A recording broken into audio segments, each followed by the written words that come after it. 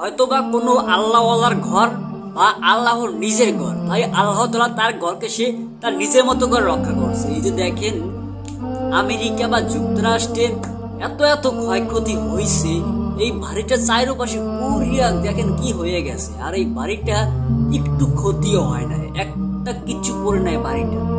আল্লাহ তাআলা রক্ষা করার মালিক, সে নিজেই রক্ষা করে, সে নিজেই বিপদ দেয়, সে নিজেই রক্ষা করে। তার ঘরকে কিভাবে রক্ষা করতে সে নিজে ভালো জানে। এই জায়গায় যুক্তরাষ্ট্র বলছিল কি তার সম্পূর্ণ দেশকে ধ্বংস করিয়ে ফেলাইবে, আগুন দাউ দাউ করবে। আল্লাহ তাআলা ছাড় দেয়, এখনো ছেড়ে দেয় না।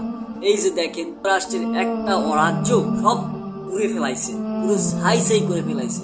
মানুষটা পর্যন্ত থাকতে পারে না ভয়াবহ দাবানলের আগুনে। ওই জায়গায় এখন কারগুজারি করা হয়েছে যাতে কোনো মানুষ না যেতে পারে, যাতে আগুন ছড়াইতে না পারে। আল্লাহ তাআলার বাইর সবাই বাইর। আল্লাহ তাআলা কখন কেবে কি ধ্বংস করবে কেউ বলতে পারে না। তারা বলছিল কি তা সম্পূর্ণ ধ্বংস করে ফেলবে, তো এতে নিজেরাই জ্বলতেছে।